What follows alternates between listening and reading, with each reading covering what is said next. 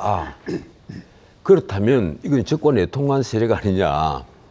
결국 이제 윤 대통령이 문재인 정권을 향해서 그 질타를 한 것은 그겁니다. 당신들은 적과 내통한 세력이 아니냐 하는 엄정한 하나의 네. 추궁을 한 거예요. 네. 그런데 이제 야당이 반발을 했지 않습니까? 그러면 문재인 대통령이 간첩이냐? 이 얘기까지 나왔습니다. 그 박인환 경찰지도 예. 발전위원장이 그런 얘기했잖아요. 국민 70%가 모른다 간첩인 거. 예, 간첩이다. 이래서 그걸 이제 민주당이 오늘 고발하기로 했죠. 그렇죠. 그런데 그럴 정도로 민주당도 지금 민감해 있는데 네. 대통령까지 이렇게 치고 나와버리니까 그러면 문재인 정권이 그럼 간첩이냐?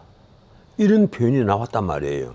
그런데 제가 보기로는 이 문제는요, 계속 들어가면, 계속 서로가 날카롭게 들어가면 누가 망하겠습니까? 나는 전 정부 세력이 망한다고 봅니다. 어떤 의미에서 그렇죠? 왜 그런가 하면요. 네. 종전선언을 계속 주장을 한 이면, 그리고 북한 제재를 계속 풀자고 한 이면, 그 이면이 계속 드러날 테니까. 무엇보다도 이 문재인 정권이 중국에 굴신하고 북한에 굴종을 했다. 이런 비판이 지금 막 쏟아지고 있잖아요. 근데 여기에서 전 정권이 결코 자유롭지 못하거든요. 그렇다면 결국 총선을 앞두고 이런 것이 쟁점이 됐을 때 누가 더 손해를 보겠느냐.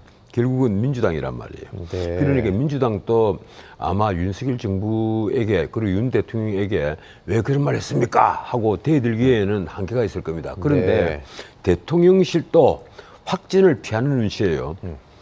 보니까 오늘 그 한 말이 그거 문재인 정부 보고 한 말이 아니다. 네. 이렇게 얼버무렸거든요. 그런데 문재인 정부 보고 한 말이 아니다. 한 말은 좀 어폐가 있습니다. 뭔가 하면 유엔사를 해체하자는 종전선언을 노래했다는 식의 직접적인 표현을 썼는데, 그리고 북한에 대해서 제재를 풀자고 읍수를 하고 다녔다. 가령 프랑스에 가서 에마뉘엘 마크롱 대통령을 만났을 때, 문재인 대통령이 만났을 때 이 문제로 마크롱 대통령으로부터 좀 듣기 싫은 얘기까지 들었다. 그때 좀 마찰이 있었죠. 예, 이래서 우리 외교사의 그것도 하나의 기록이 되어 버린 사건이 됐는데, 결국 종전선언을 노래하고 이 제재를 풀자고 읍소를 한 사람이 전부 다 문재인 대통령이란 말이에요.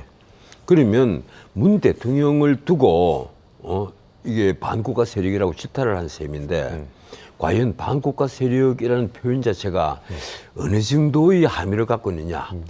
이것이 우리가 흔히 말하는 우리 자유 대한민국을 말살시키려 하는 적대 세력을 칭하는 말이냐.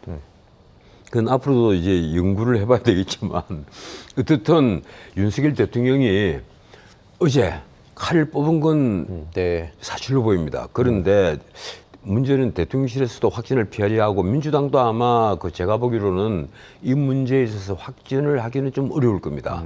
그래서 태풍이 한 불고 나서 다시 잠잠해지는 그런 식으로 가지 않겠느냐는 생각인데, 뭐 어떨지는 좀 두고 봐야 될 것 같습니다. 네, 알겠습니다.